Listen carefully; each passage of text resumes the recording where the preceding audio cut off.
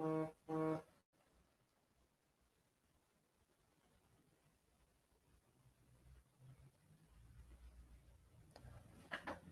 and welcome to Cambrian Live, and today we're going to be talking about some of the compact TUF cameras. But before we get started, big thank you to everyone that is joining us live this afternoon. It's always nice to see you. Please pop your comments. Below into the comment section on any questions that you've got related to any of the compact cameras that we're going to be showing you. So today we're going to be doing a brief overview of our top selling compact TUF cameras. Before we go into that, I just want to say that we've got some promotions running as well. So happy to say that the Sony cashback has now started, and you can save up to £300 on some of the selected items. That's lovely to see. Also, there is the summer saving promotion from Samyang as well, where you can get some of the items like, hold on, the 24mm and 35mm Samyang that is available, the pancake lens that is just here. That's available for $199 now. So there's some really nice sort of deals on the Samyang summer promotions. So yes, today we're going to be talking a little bit about the TUF compact range, and we have three in particular that we wanted to go over, and those are, first of all, the Fujifilm XP140.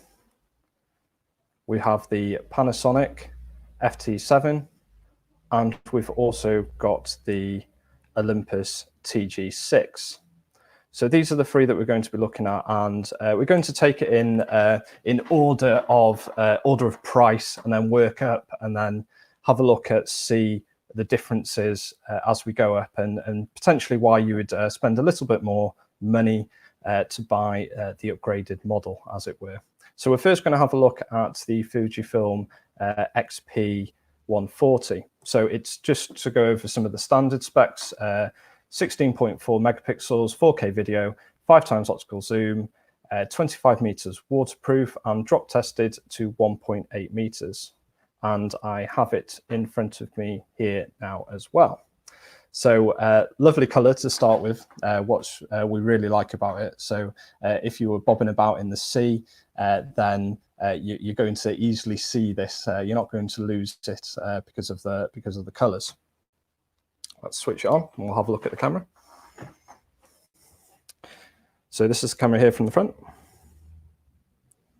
And then on the top of the camera, we've got a nice big button for picture taking. We've got the on-off button and also the recording button, which will go to 4K recording. Having a look at the back of the camera, obviously we have the screen, and then at the bottom we've got where we can change the flash settings. We've got the function button, which will bring up a small menu on the screen. We can do some exposure compensation just on the top, just there, and also add the self-timer button. So pretty standard things just on the back of the camera.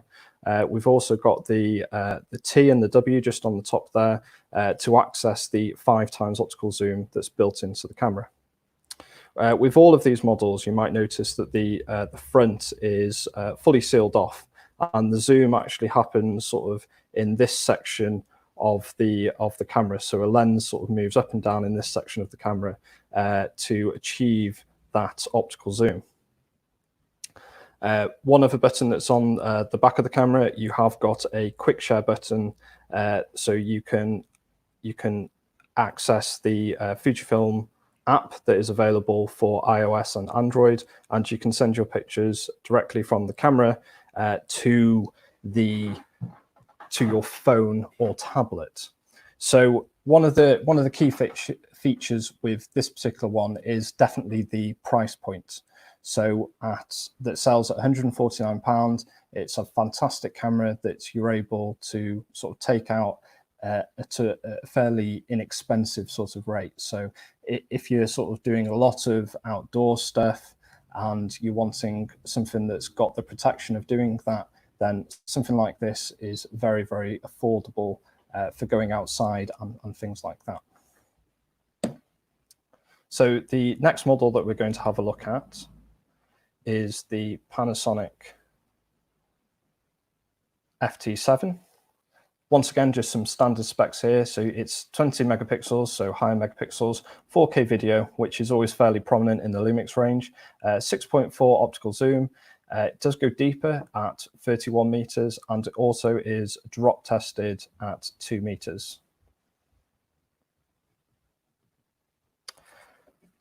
So if you're wanting to, if you've been looking at a tough compact camera, so you might have been looking at the Fujifilm, then this would be the next model up from the Fujifilm. So why would you buy this over the Fujifilm camera, which is the most affordable at the moment?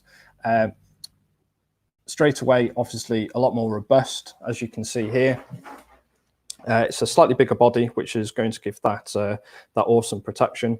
It goes a lot deeper, so this one goes to 31 meters tested. Also, it's crush proof as well, so you'll see that it's a slightly bigger body and is a lot more sort of resilient to being sort of crushed as well. You've got a nice big button sort of on the top of the camera, and then the recording button just to the side. So if you're wearing things like gloves, it's very easy to access the picture taking button even when wearing gloves. You'll also notice as well that the grip is a lot more chunkier. So a camera like this is going to be a lot easier for when holding with gloves. So if you're taking it in like skiing or snowboarding or anything like that, it's going to be a lot easier to hold on to, and you're not going to let go of it sort of too much. As we turn it onto the back of the camera, it's hard not to talk about one of the main features why this is such a great model. So let's just switch this on. You've got the viewfinder just on there. So this tough camera has got a viewfinder. Now, at the moment, we're seeing the image on the screen. There is a button just on the side here, right next to the viewfinder, which when we push that, the image is then transferred into the viewfinder. Push it again, and this will then bring the display back up onto the back screen just there.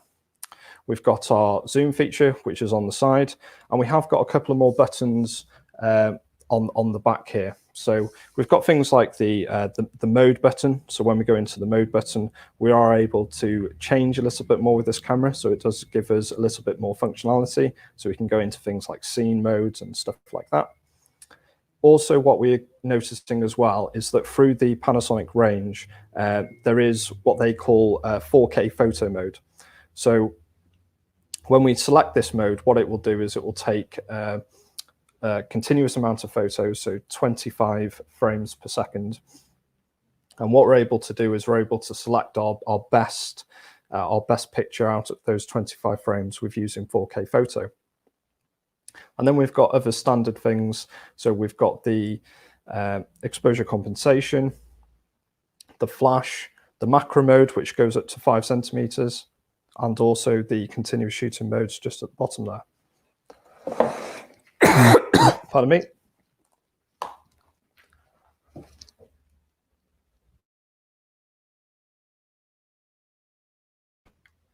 Little coughing fit there, apologies. So one of the main features, like I said, with this particular camera is that it has that viewfinder. So in bright situations, what we're able to do is we're able to use that viewfinder, bring it up to our eye, and then we can see exactly what we're taking pictures on. Some say as well that using a viewfinder, you're able to concentrate a little bit more on your image as well. So you can bring it up to your eye, concentrate on your image a little bit more, and take that fantastic photo.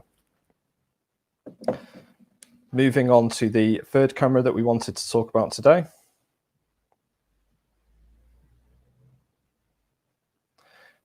Which is the Olympus TG6. So this one's a little bit more expensive at $379. It comes with 12.7 megapixels. So it's actually a reduced amount of megapixels down from the Panasonic that we've looked at. And because of this, it's going to be a lot better in lower light. So the sensitivity is going to be a lot higher. 4K video, which we're seeing as a standard, it has a 4 times optical zoom, but is wider, starting at 25 millimeter, 35 mil equivalent. The waterproof is down to 15 meters, and it's been drop tested to 2.1 meters.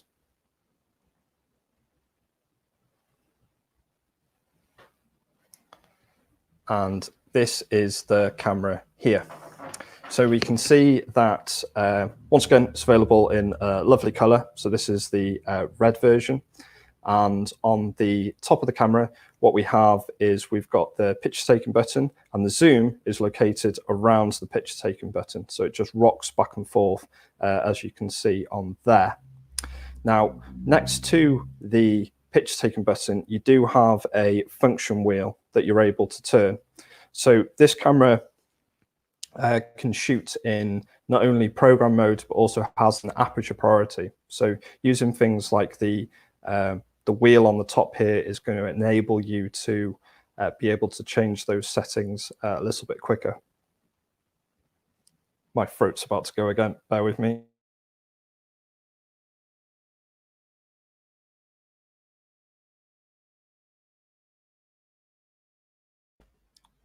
Once again, apologies for that. Things about going live. Also, we've got the picture taking button just on, the on and off button just on the top there as well. Now you notice on the top here, we've got the Wi-Fi symbol, but we've also got the GPS symbol. And next to it, we've got this switching that is just here, that is enabling us to toggle off the GPS coordinates. So when it's off, it's not using GPS tracking, and when we put it to the log, it's logging the area that we're in. So one of the questions that we get asked is that why is this on a separate button? Why doesn't it just sort of power on when you switch on the camera? Well, essentially, to obtain a GPS connection does take a couple of minutes. So if you're wanting to use the GPS feature, then what you're needing to do is switch this to log before you actually start taking. So it's constantly logging the area that you're taking pictures in. Now, this will have a slight effect on the battery, but in a day-to-day shoot, you're not going to see much of a reduction. But if you kept the log on and then left the camera for 6 months, let's say, it would completely run the battery completely down. Moving on to the front of the camera, one of the really nice features with this one is that it has a flange that you're able to take off from the front of the lens. Now, this enables us to put on a range of accessories that is available from Olympus, including the filter adapter, which will go straight into this bayonet fitting and convert the thread to a 40.5 millimeter thread. And this is enabling us to put in things like ND filters if you're thinking of using this for video, but also enables us to put on polarizers, let's say, if you're doing photography in very harsh sort of areas. As we move to the back of the camera, we've got a function selection, which is just here. So we can see that we can go from auto to program to aperture priority. Also, there is a dedicated mode for going underwater, which sorts things out like your white balance and also your focusing issues that you might have. And there is an also dedicated something on the wheel for doing microscope photography, as they call it, or macro photography as we know it. So this camera goes rather than the 5 centimeters that we've seen on the Panasonic, but this goes down to 1 centimeter, which is extremely close.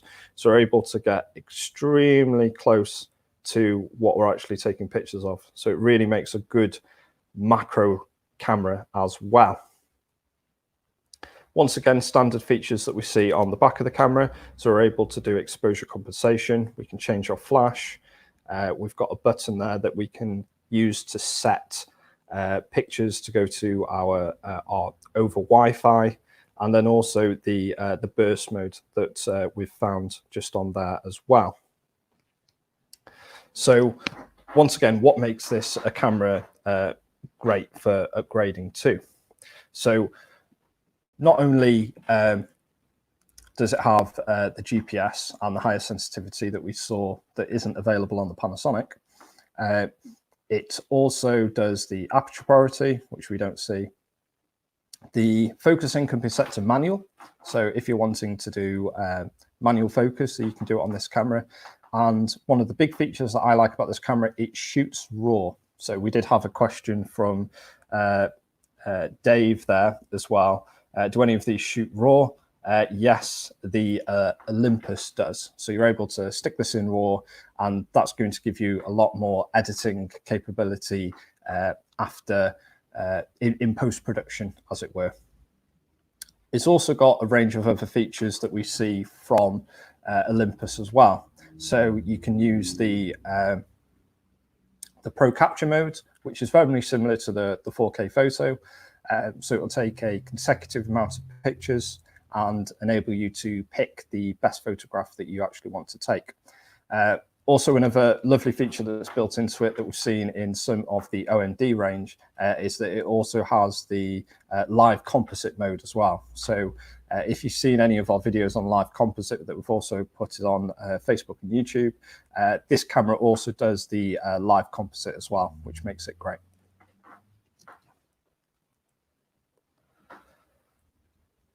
So if you're looking for a sensibly priced camera, you've got the Fujifilm XP140. Main key feature about this one is the price. So £149.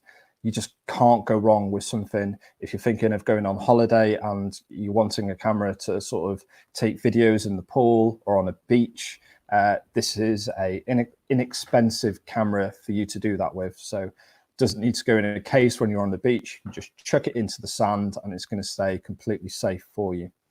So a great camera for the price. Key feature about the Panasonic is that it goes deeper in water without any housing. So you're able to, if you considering doing a lot of underwater stuff, then this camera is great for doing that because it goes to 31 meters underwater without sort of any additional housing. Also, you've got the viewfinder on there. So if you like having a viewfinder on your camera, something like this does really make a difference. Personally, I love using a viewfinder, and it's one of the main features that I like about this camera. And then the advantage for going up to the Olympus, absolutely packed full of features. So you've got the manual focus, which I don't think any other tough camera does. So you've got the manual focus feature. You can shoot in RAW. So if you're a professional photographer and wanting something that's tough, pocketable, then this is a camera for you. Also has the GPS log on there as well, which is available on a flick of a switch just on the side. So if you're wanting to track where you've been taking pictures of, this is incredibly handy. So we might use this for surveying. So if you're doing survey in an area, then using GPS coordinates to tell where you actually took the pictures is absolutely necessary. Not only does it track where the picture was taken from, it will also tell you the height from sea level and also the direction that you were facing in when you were taking the photo as well. So lovely for that. Other thing we might use the GPS for is that if you're going on cruises, so like an island hopper cruise, then some of the islands might look the same. You're not too sure on which islands that you were on when you actually took the picture. Using something like the GPS is going to help a lot with that when you're looking back through your pictures. So it's a great built-in feature. So let's see if we've got any questions. So we answered the question about the RAW. Thank you very much for that, Dave, for dropping in the questions below there. We had a question about from David. does it have a Zeiss lens? So not too sure which one you're referring to, but we will talk about the lenses a little bit just now. So the Fujifilm uses their Fujinon lenses, which are great quality lenses. In the Panasonic, the lenses that they use is the Leica. So this also has the what's it called? So it's the Vario DC Leica lens that we find a lot on the other Panasonic ranges as well. So it's lovely to see that they've put that in there. And then once again, Olympus are known for making brilliant lenses in their OMD range, and they do use their own Olympus lenses when it goes into the models. Okay, I think that's it for the questions. We've had some nice people watching, so it's always nice to see that people are watching. If you've got any other sort of questions regarding these, just drop them in just before we end the video, and we can see if we can get to them. Thank you for watching live. It's always lovely to see you, and thanks for everyone that's been commenting live as well. It's nice to see that I'm not just talking to myself.